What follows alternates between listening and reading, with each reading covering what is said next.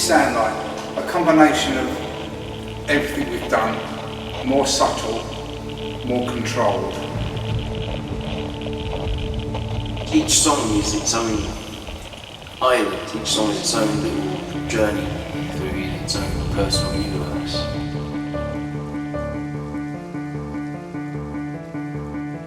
Totally different, but it just seems to work so well.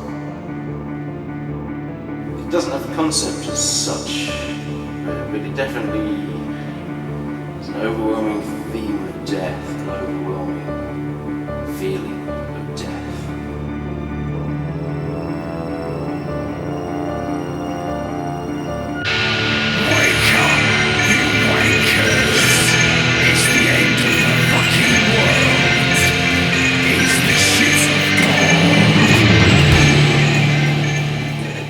It's a pretty brutal way to open up the album. Short, sharp, gabba, metal, in your face. It was originally written in 1997 by a long-time engineer, Ian Smith, for a project called Terrorcore. We performed it live once, never released it, and 10 years later we were going to release it for another project, so that's when I added guitars to it. And then 10 years later on, here we are now, finally releasing it. I like the way it comes dangerously close to coming off the tracks, but it doesn't.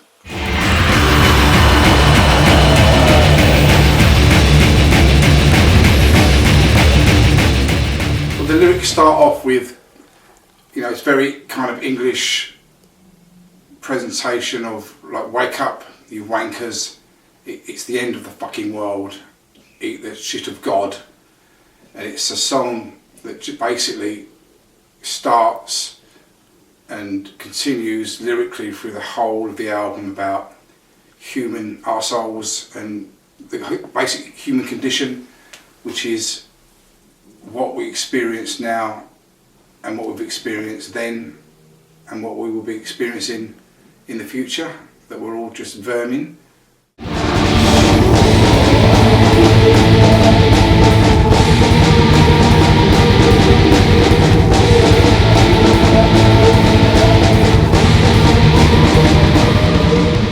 This finds us back in more familiar Meads territory, with a sci-fi meets classical black melody track full of atmosphere.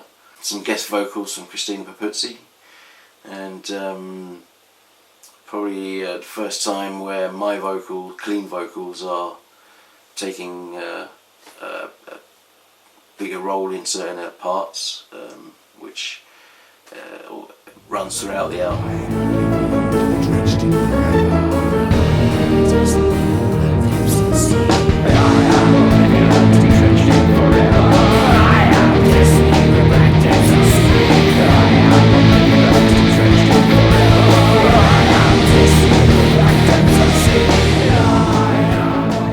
Lyrically, it's very in tune with where the kind of most of the lyrics on this album are, which is it's a very dark, kind of hollow, cold lyrical album, although the music is a lot warmer and more melodic than it has been for a while.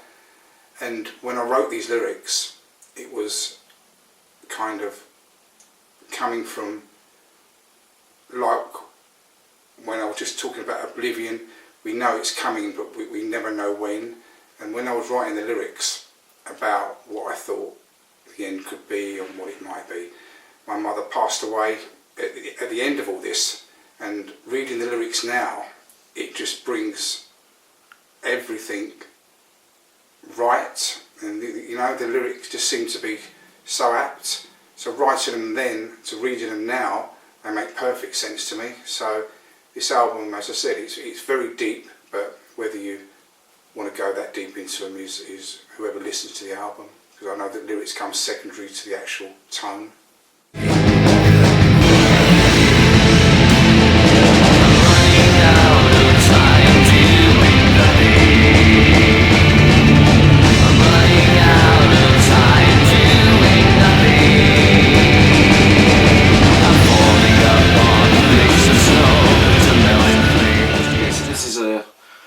short horror punk, catchy, in your face kind of track. Features vocals from returning guest Will Banyard on chorus for the big catchy chorus. It will be out as the single with a video. The actual track was written quite a long time before the lyrics. The way the title ended up on the track is, I was speaking to a lady friend of mine, and I think she was a bit lost in life, and the kind of running out of time doing nothing was mentioned once, but it stuck in my mind. And I visit my father a lot in the cemetery, and when I sit there, quite a lot of my lyrics do emanate from there, and that running out of time doing nothing just kept appearing, especially sitting there looking at tombstones and looking at life in general. And I think a lot of people could relate to that sentence. So the track become Running Out of Time Doing Nothing, which is probably the most liveliest song on the album, and one of the catchiest songs James has ever written. And then for some reason we were struggling. The songs were there, the lyrics were there, everything was there, but this album didn't have a title. We flitted with quite a few different songs, and we decided this was right to be what the album was going to be called, and everything was just built from that point, and the tracks slotted into place. So that's how that song came about.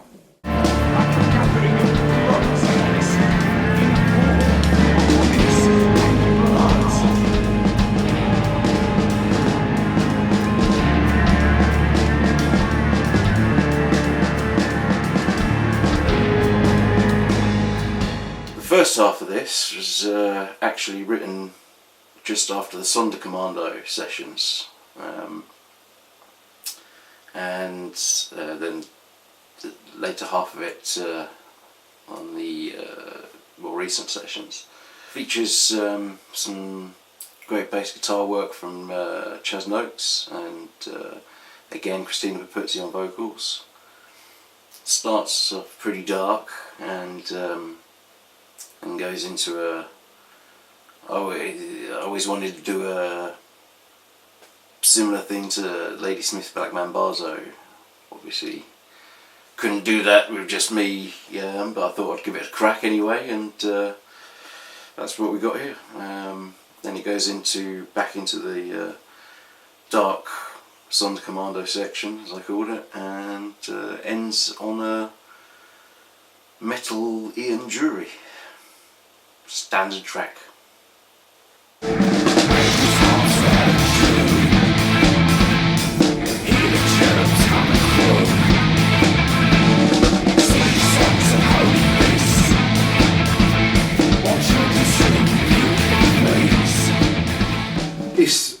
It's a song pretty much about hatred, and human beings tend to do that quite a bit.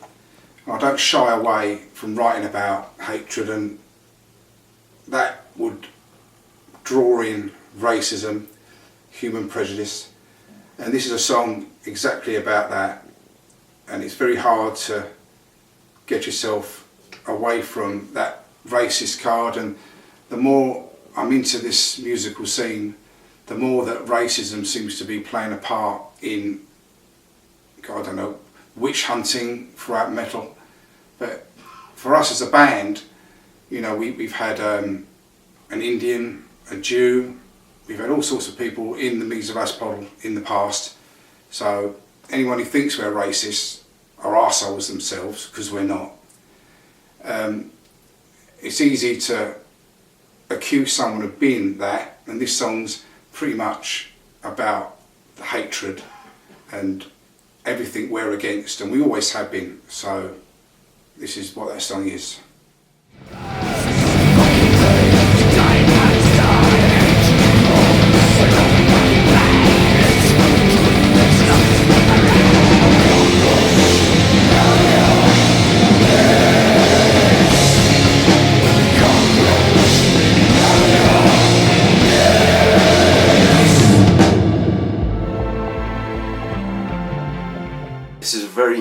track, came very easily, writing wise, just flowed out in the vein of 80 Grains of Sand.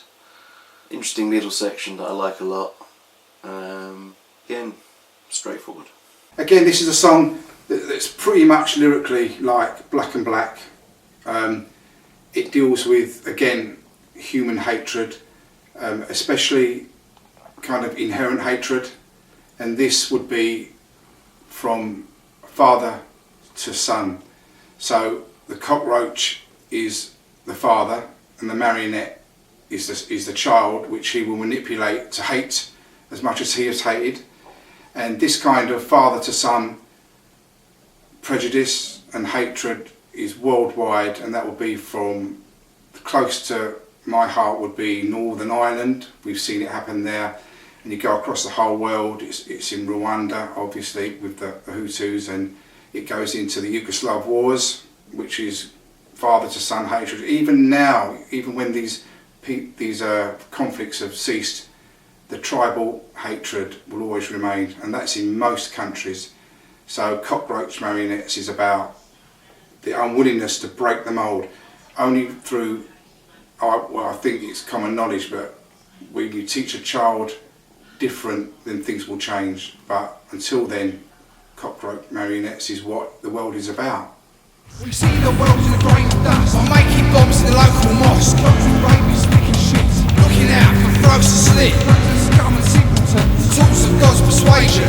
Votes for death for adultery. For queers and gays castration. Mold's gotta fuck you all. I'll blow your brains across the wall. Break you down upon your knees. This is a very Meads track in as such as the lyrics are very dark and deal with modern political themes as well as historical, genocidal themes. It's kind of a mix of past, present, everything, and just very bleak and dark. But the music isn't.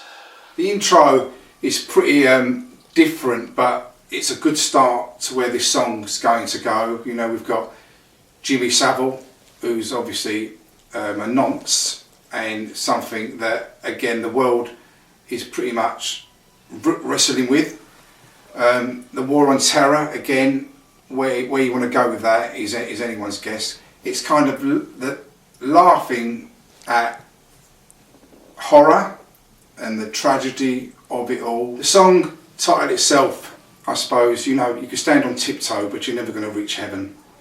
This is a song that tries to grasp at every human folly, every human idiocy, and lyrically I'm trying to put myself, which is a very, if you listen to these lyrics, you are going to probably think, you know, for the first time, we've obviously played this song to friends and they're going, blimey, them lyrics are a bit strong, and they are, but the whole point of that is that I'm putting myself in the positions of these idiots, and because not everyone is an arsehole, but the ones that are the ones that cause all the shit, and that is, again, we're going to racism, prejudice, homophobia, everything like that literally comes from within me, but as them. So in this song, I'm the arsehole. Now, once you've heard it, and if you're bothered to read the lyrics, you could say that I'm an arsehole, but because I'm trying to represent one, does it make me one? Well, of course it don't. And musically, it's the strangest song on the album, and it really is, again, different, and the only place it could have gone on the album is in the middle of it. And there's a lot of harsh words in it, a lot of words that people say, derogatory terms for races, derogatory terms for, you know, the gender issue is not really an issue for this album, but it certainly is an issue around the world where a lot of people are becoming more natural with who they want to be, and there's a lot of prejudice and there's a lot of wankers out there that are making it tough for them. In a multicultural society like, I suppose, America, England, you take religion away from it, and we're pretty much going to get to where we need to be, and everything's going to be pretty much an accepted part of life, which is where we need to be. But most of the world is not ready for a lot of the shit that is tackled in this particular song. And someone said, you can't do that, and I thought, well, no, perhaps I can't. And I thought, no, bollocks, when have we ever not shied away from doing what we want to do? And if we get, you know, people moaning about it, then more for them.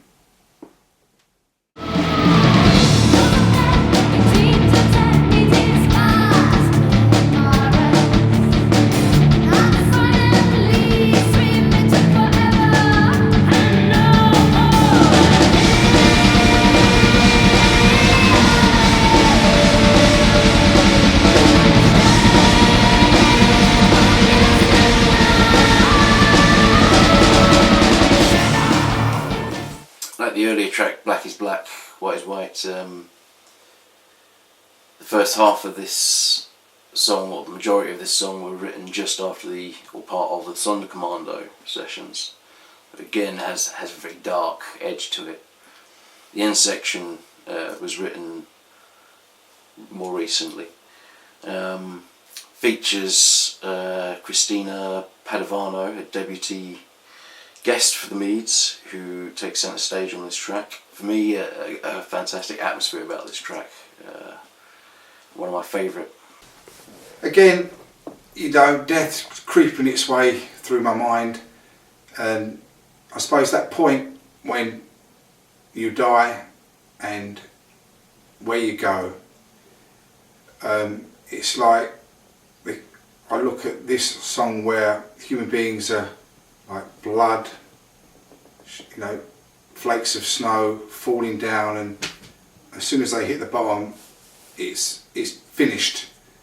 But what is that? You know, that point, we've got a lot of ideas and perceptions of what is beyond the point of death, and that point is where we have the ghosts, the spirits, the angels, the demons, the heaven, the hell, the purgatory, reincarnation. We could go on and on and on and on and on. And the whole worldview has got their own take on it, but it's subjective and it's not necessarily true. A lot of people believe what they believe. I wouldn't know what is what. I'm probably just going to wait and see. But I've looked and studied, as most people who are interested in this have. It's very hard if you've got a logical mind to kind of get a bearing on most of what I call bollocks.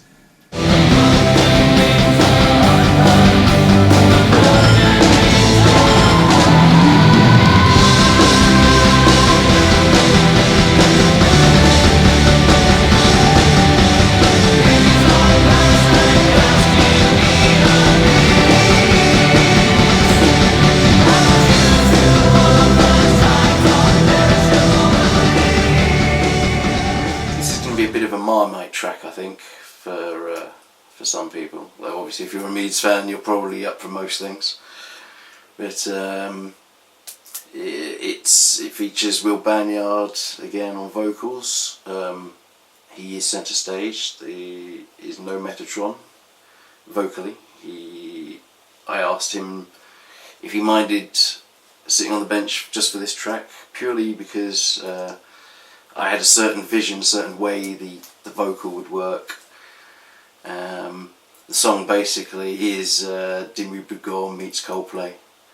So yeah, either enjoy or hate it. Well, this is the first and only song on the album that really touches upon the Middle East and more focal point on the Israel-Palestinian conflict.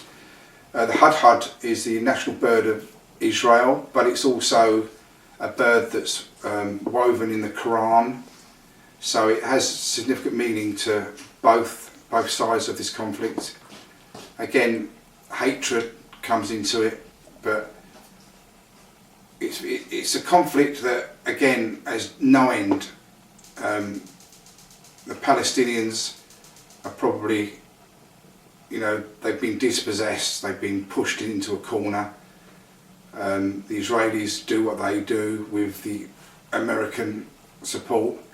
But I think a lot of youngsters, as in with most things now in the world, they're quite happy to live in peace, and they've not really got any hang-ups with the religious drive that strangles you into this hatred. And again, like the song Cockroach Marionettes, that inbred hatred, father to son thing, it's very difficult to break that hatred.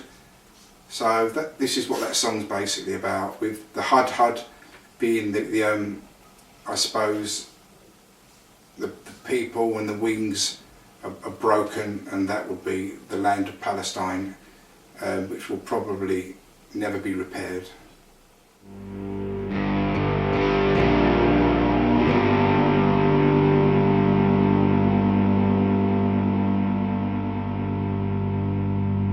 Lost in a desert where the sun no longer shines, in unrelenting torment, in the heart of the night,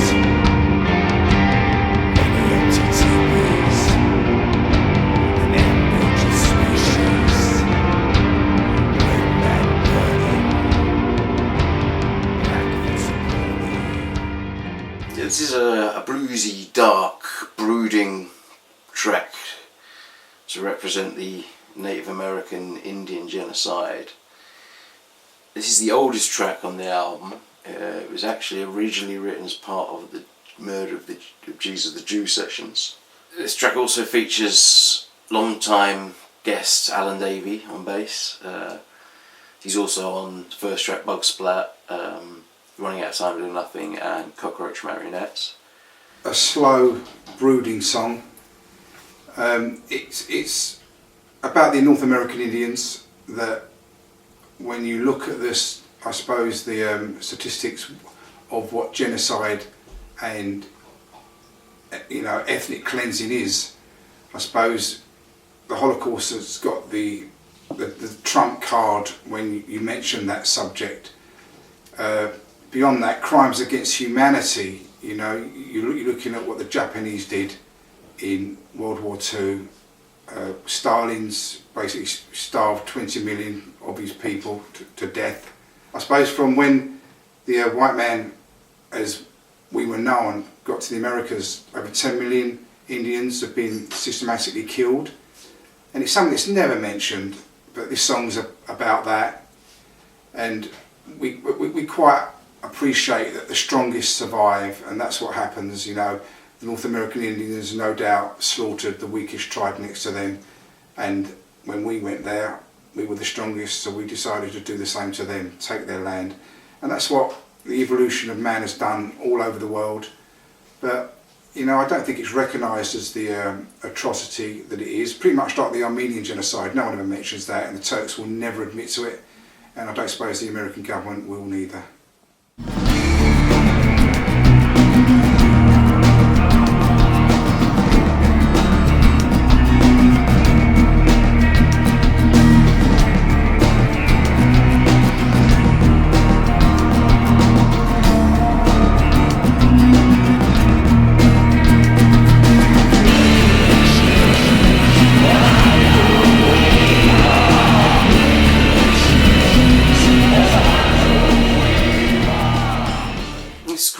Track. The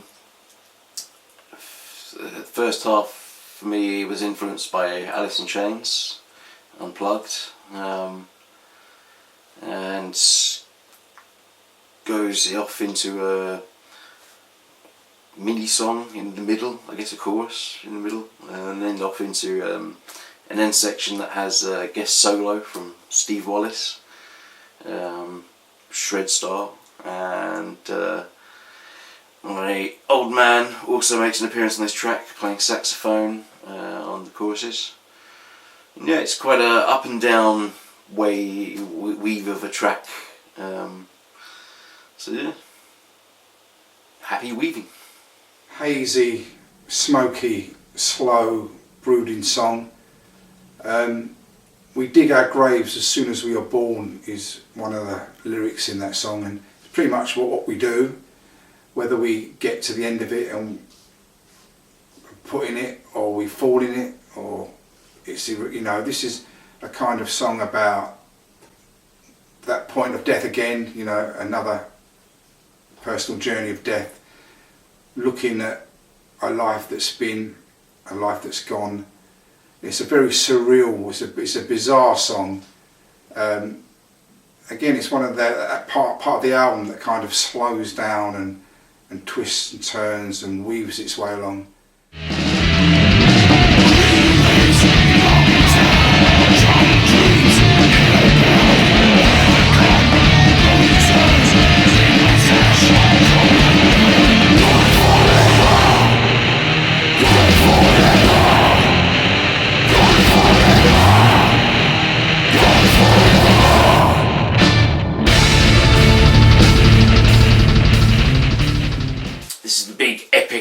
Closer of the album.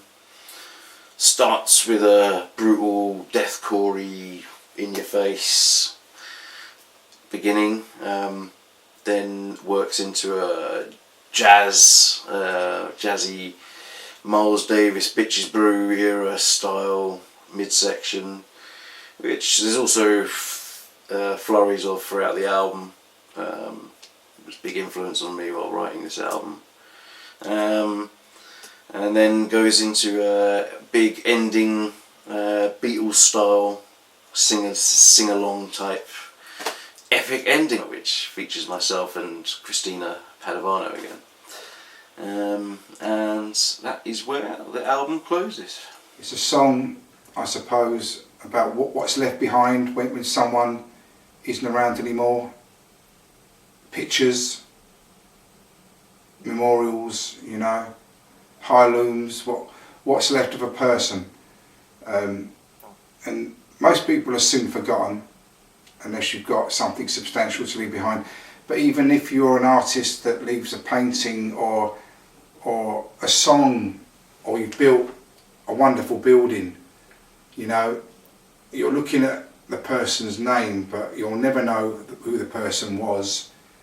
And most of the time, you know, especially if you build a building, you're never going to resonate with that person's face.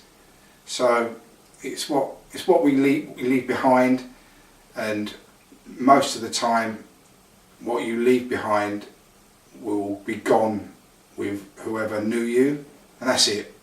And if you think of all the people that have been born and all the people that have lived, no one will ever know who they are. So that brings into that purpose of what is the meaning of life. I think it's so simple. I think from that, from the birth, and then there's the end, which is death.